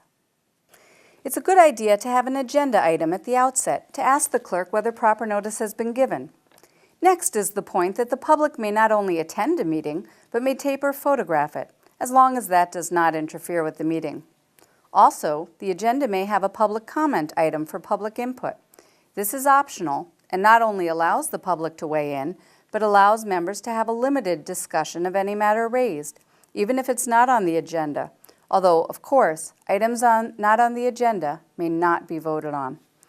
Then the point is made that any member may require a vote to be ascertainable so that the record shows how each member voted. The chair called for a roll call vote because this was requested, actually demanded, by a member. Unanimous consent votes and roll call votes meet the requirement of having an ascertainable vote, but voice votes do not. The Open Meetings Law does not allow secret ballots to be used, with the limited exception of a body electing its own officers. Also, although not mentioned here, the motions, seconds, and votes must all be recorded and kept as public records. Next, the segment deals with public access. Since a crowd is expected at the next meeting, it will be held in a larger room, and microphones will be used. And finally, the body can't take up an item that's not on the agenda, so they will put the matter of the sidewalk repair on the agenda of a future meeting. All right, I just want to talk briefly about this whole public access component because people get tripped up on this a bit too. The law requires reasonable public access, not absolute public access. And so if you have no advance notice that there's going to be 1,000 angry mob citizens that show up at your door wanting to storm into a meeting, you have no requirement to put a halt to everything and go rent out an auditorium quickly. All right, you can still hold your meeting, and the fact that they have to pack the meeting room and spill out in the hallway is not going to lead to an open meetings violation. It won't. However, if you're given advance notice, then a lot of people are going to be upset about a particular issue or have an interest in a particular issue. It might be good practice to try to find a larger meeting space. That happened in a county where I was involved where the county was not under county zoning. It had no county zoning code. And so a large livestock operation was coming into the county, and county wanted to adopt a large livestock sighting ordinance. You can imagine how the farming community reacted to the county board wanting to take action in relation to zoning. Not very well. And so there was a lot of public interest in that large livestock sighting ordinance. What the county board committee did there is rented out the auditorium at the local tech college, had their meeting there so that they could accommodate all of the people that were going to come to that meeting. That was a fantastic plan. until all of the farmers parked all of their tractors and implements in front of the front door of the auditorium. So, that being said, it was terrific foresight to put it there, but it was an extremely complicated and controversial issue. So again, you're not required, just because you have people that are out in the hallway, they can't say, you're violating open meetings because I can't get in there. Not necessarily the case, okay? But use, again, common sense. Any questions about either topics in the video or what we just discussed? Yes? So if you're in a room typically that handles 20 people, and you have 40 people, and right next door you have a room that's capable of handling the 40 people. Move to the next room. And Yeah. you legally can do that. Yeah, just put a piece of paper on the door that says we're in the next room because we had too many people. The other thing you can do is that if the only facility you have holds 40 and another 30 show up, try to create some speaker system or something to pump sound out into the hallway or into an adjacent room so that the public can listen to this debate. I've been in that situation before too, where it was a very, very important meeting, but they just didn't have the facility to hold all the people. So we actually pumped the sound from the meeting room out into another conference room so that the public could listen to what's going on. Because the open meetings law does not guarantee participation. It guarantees the ability to monitor a meeting, okay? So the public can't say, well, I wasn't there to voice my displeasure. You have no right to voice displeasure. You have a right to listen to the meeting. That's it, okay? But I see no problem with putting a piece of paper on the wall that says we move next door to accommodate a larger crowd. Any other questions? Yes? So you would say it is a requirement, though, if there is overflow, that the overflow area has audio so they can hear? I wouldn't say it's a requirement. I think it's, again, a reasonableness determination. What's reasonable under the circumstances? Do you have equipment available that would make it simple for you to pipe the sound out to the hallway? If the answer to that is yes, take a 5-minute break, set it up, and use it. If the answer to that is no, you're not going to be required to trek down to Radio Shack and purchase that equipment quick and set it up. Okay? It's a reasonableness determination under the circumstances. Other questions? Yes? Going on site would be a violation. Going off-site, I think that would be a problem. That would be a problem. I don't think that you can say our meeting is going to be right here at 7 o'clock and they show up at 7 o'clock and on the door that says, hey, we're down at Lambeau Field. Come on down. That's a problem. The local pubbery. The local pubbery, unless I'm with you. Other questions? Qualification there. It's you know, advice at council, right? Yes. Jennifer told me to say that. Yeah. Because I'm being recorded, I have to make sure I've got cover. Yes? The question is, if you exceed fire code capacity for the rooms and for the hallways, then what? If people can't, because that's been so close where that has happened for us. And I want to know what the correct way to handle it. Well, you can't violate fire code, right? And so I think you have to do the best under the circumstances. And that is trying to create reasonable ingress, egress capacity, stuff like that. Try to create as best you can an environment where people can monitor the meeting. If that means that they have to stand outside the door and you put a speaker out there, that's what you have to do.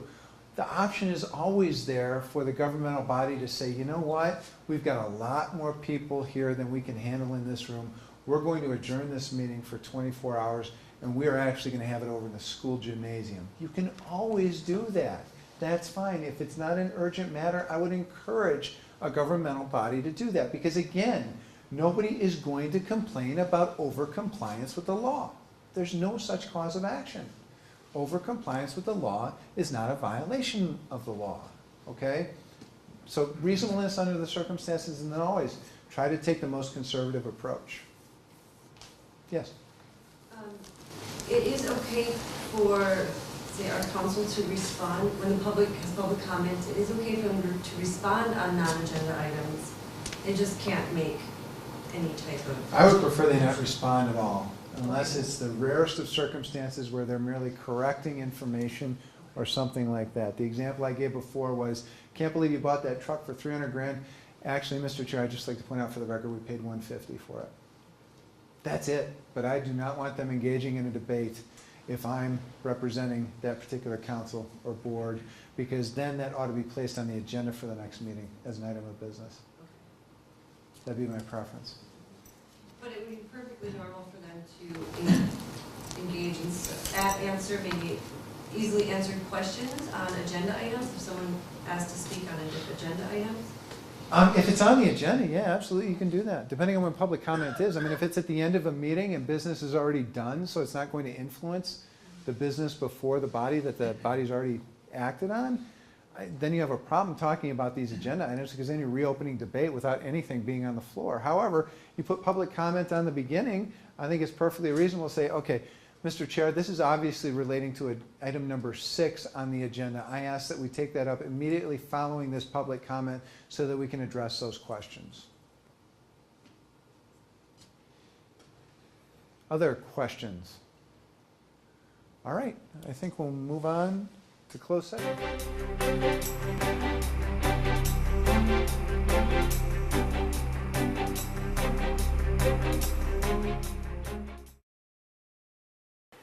All right, next we have agenda item 6, employee compensation. In light of the poor economy, we're just going to have to consider recommending a small across-the-board raise this year, although we do have 2 individuals that will qualify for higher raises due to special circumstances as recommended by their department heads.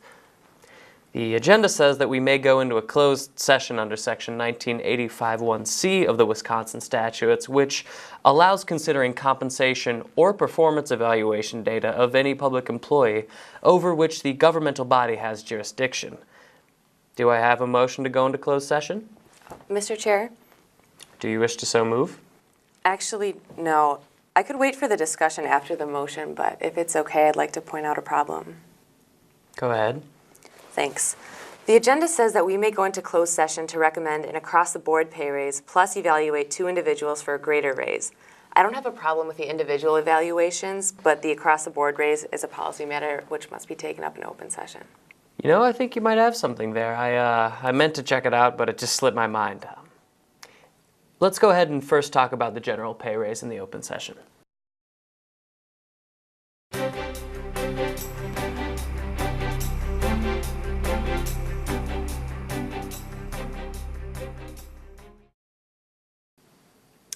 Okay, I think the employees will understand. Now, to the closed session. As I said before, we have a closed session notice to consider compensation for 2 specific employees under Section 1985(1)(c), Wisconsin statutes. Do I have a motion?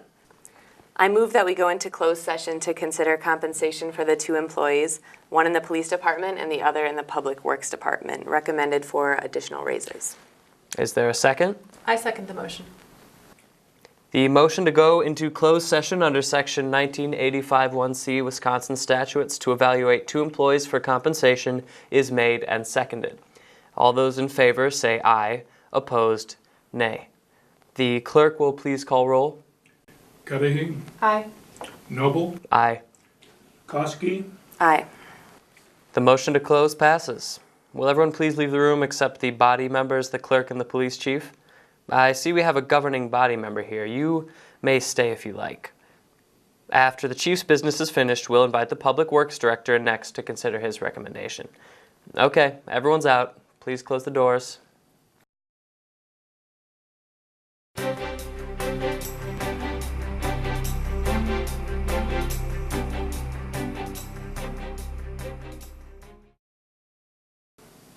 Mr. Chair, as long as the chief's here, I wonder if he might give us a report on how he plans to curb the vandalism that's been plaguing us. I think we're allowed to discuss strategies for crime prevention in closed session, right? Sorry, we haven't given notice of the topic, so we can't take it up. Oh. The first thing to note is that a governmental body must first meet in open session before going into closed session. This segment then makes the point that policy matters, here and across the board raise, must be discussed in open session. Because the presumption of the law is that a meeting must be open, closing a meeting may only be done under one of the specific provisions in Section 19.85, sub 1 of the statutes. Other reasons for closure include considering discipline of an employee, considering business where bargaining reasons require closed session, such as setting a negotiating strategy for a purchase, considering certain personal information about individuals, such as medical histories or disciplinary data, which might have a substantial adverse effect on their reputation, and conferring with legal counsel on strategy with respect to likely litigation. The committee member was right to challenge going into closed session for a policy discussion. However, if the body had closed, that member still would have been allowed to participate. By voting against closure, a member is protected from liability for violating the law. Specific procedures must be followed to go into closed session. First, the presiding officer announces the business to be considered and the statutory provision allowing closure. Next, a vote is taken and recorded that shows how each member voted. Then everyone leaves except body members and necessary staff.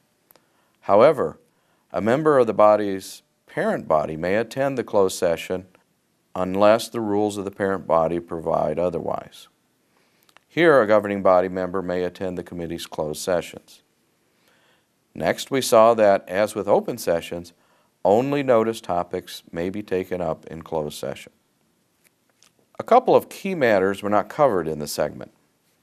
First, after the body finishes its closed session, it may convene in open session only if the meeting notice so provides. Second, voting in closed session is not covered in the segment. A vote on a matter considered in closed session may be held in closed session, or it may be done in open session, unless that would compromise the reason for closure, such as setting a negotiating strategy. The Attorney General recommends voting in open session when possible. All right, a couple points that we can talk about here. There are a whole series of exceptions under 19.85 sub 1 that allow a body to convene in closed session and kick the public out of the meeting. Those exceptions are narrowly construed by courts. Remember that the open meetings law is liberally construed in favor of open access to government. The reasons that a governmental body can convene in closed session are narrowly construed against the governmental body, okay? So the procedures for getting into closed session, what you may do in a closed session, they're very specific, and you have to follow them to a T.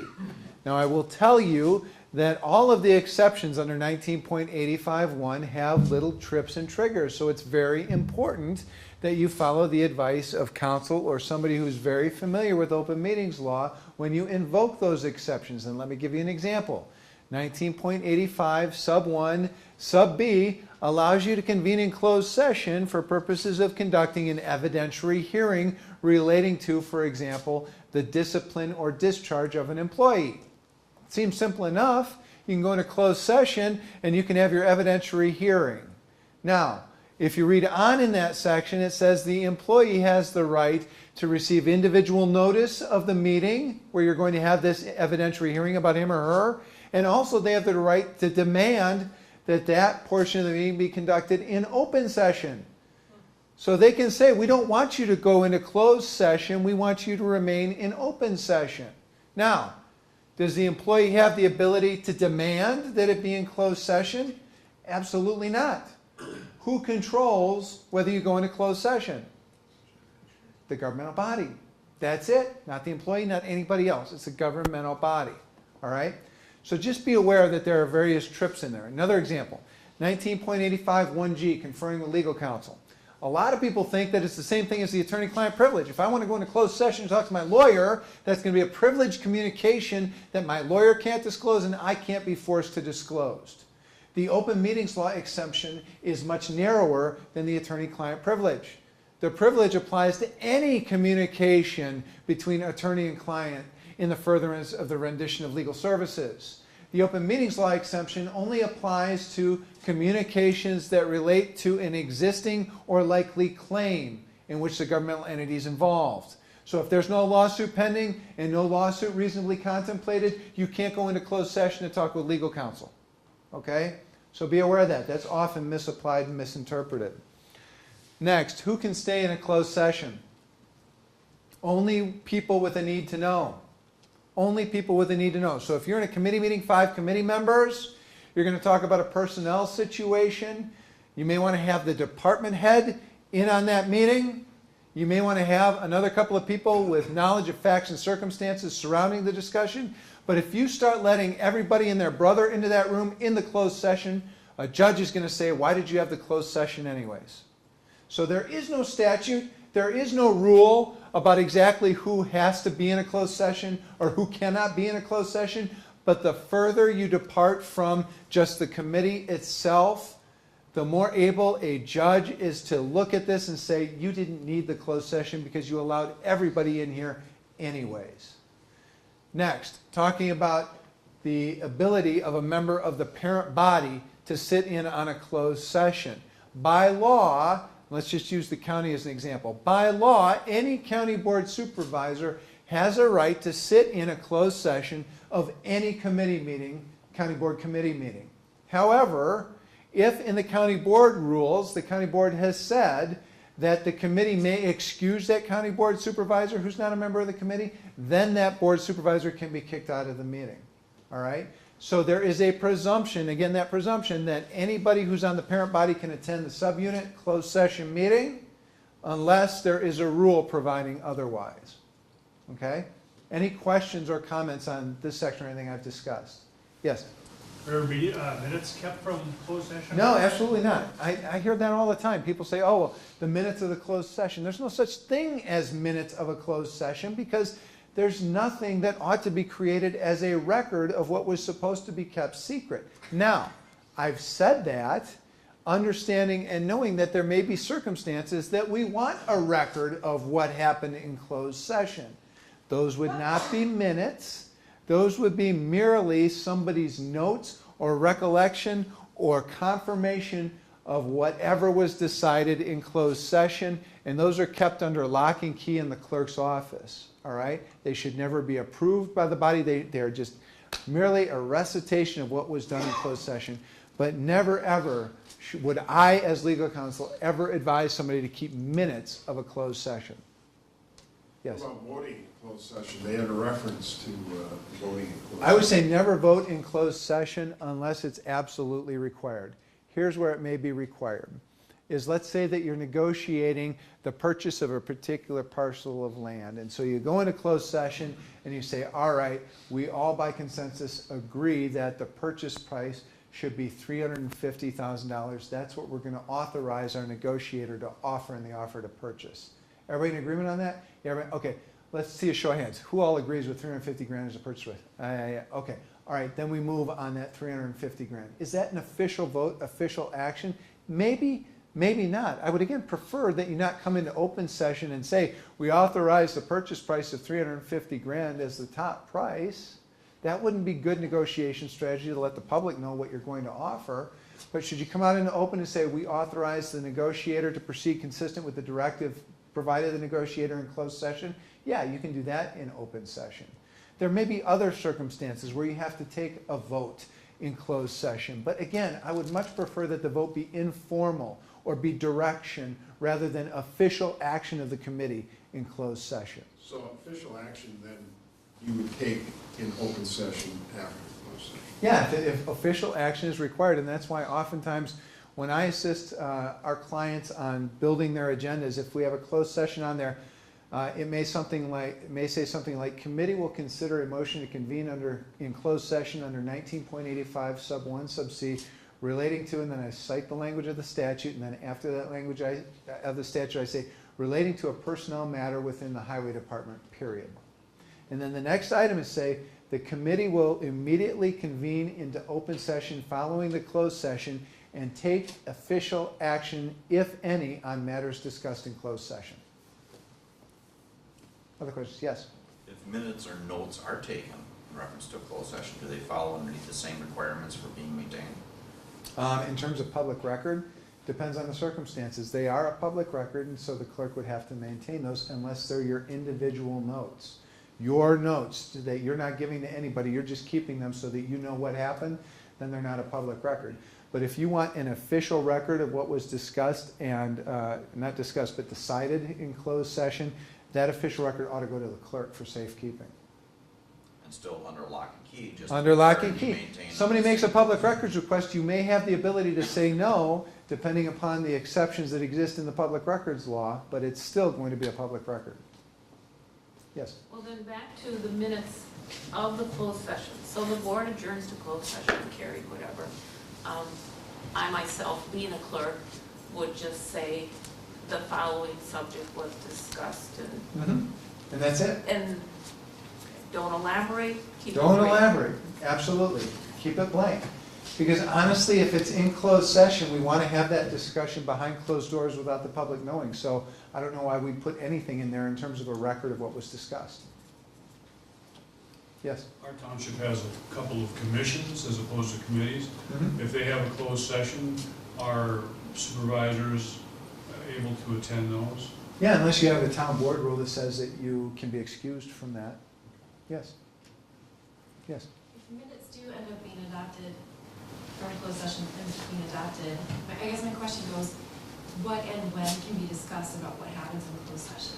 It should never be discussed about what happens in closed session. Closed session is kind of like Las Vegas. What happens in closed session stays in closed session, and it should never, ever be discussed, because then as soon as the word starts getting out and around of what was discussed in closed session, again, aren't you undermining the very purpose for going into closed session in the first place? I was just wondering if the purpose of going into closed session is taken care of, you purchase the property, all that's been done, can you then discuss what's happened?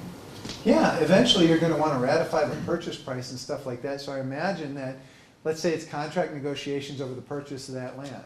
So you go into closed session, you authorize the negotiator, don't go above $350 on the purchase price. Negotiator goes out there and does his or her job, gets a purchase price of $340, and comes back with a contract. Well, you approve that contract in open session. There's no need to be in closed session if you're going to approve that contract. Right? Because that negotiation's done. There's no need to have, there's no bargaining reason why you would have that discussion in closed session. You accept the contract in open session. Yes. But I also think you're suggesting that you don't necessarily go back through what all was discussed. Absolutely in the not. closed It's just, session. that's a completely It's different just- action. You're right. Okay. It's the final action that you're approving. You're right. And that's the piece that can be talked about after the final action. Correct. Correct. Other questions? All right, we're on to number 10. And then do we have the dance-a-thon after this too? We have the dance-off, right?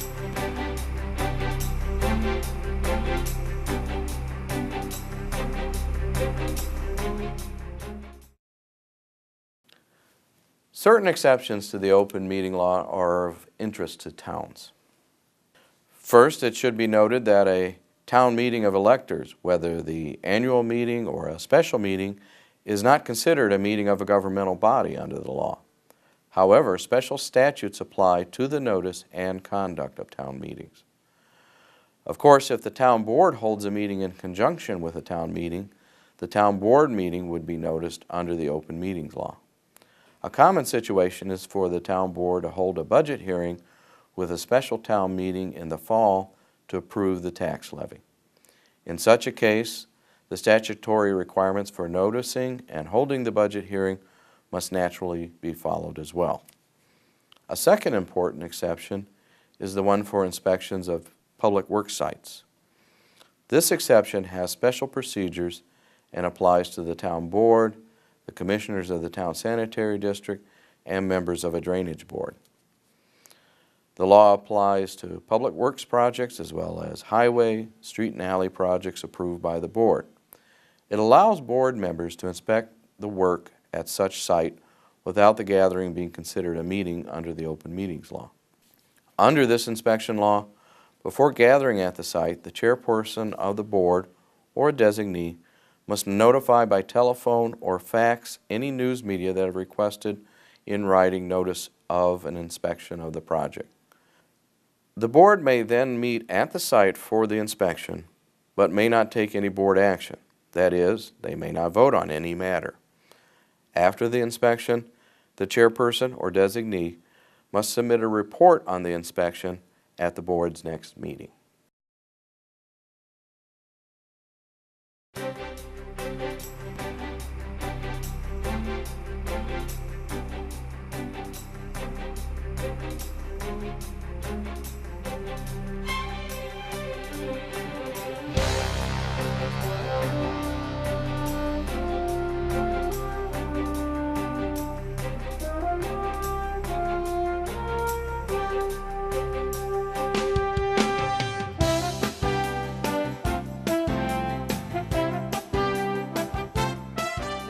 told you nobody was going to get up and dance.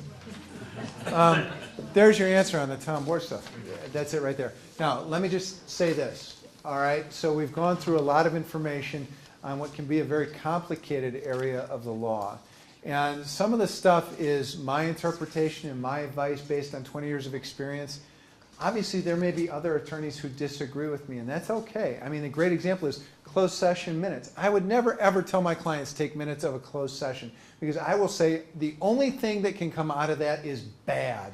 It becomes evidence, and I don't want evidence of what happened in closed session. There may be another attorney who says, you know what, I don't mind it, and so closed session meeting minutes are okay, all right?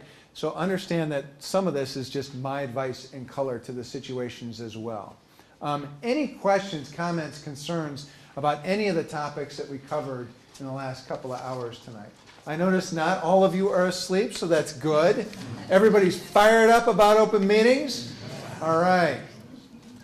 Any questions? All right. Okay. I have a few things. Thank you so much, Andy. You bet. This is fantastic. To everyone here, want to let you know we have some great information right by the door. Andy referenced the Department of Justice. The Wisconsin Department of Justice has a fantastic open meetings law compliance guide. It's online.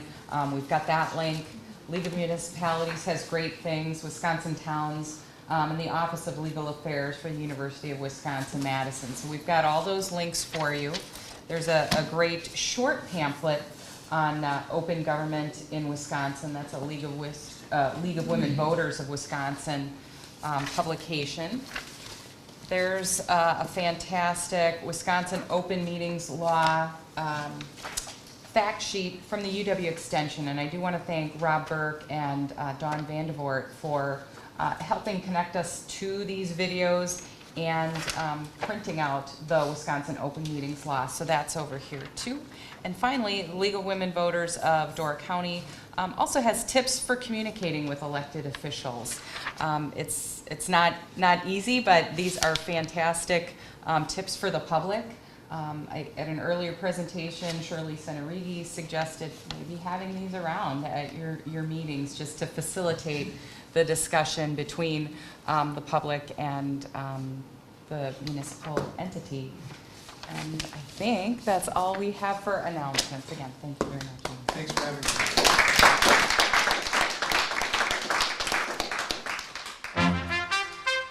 having me.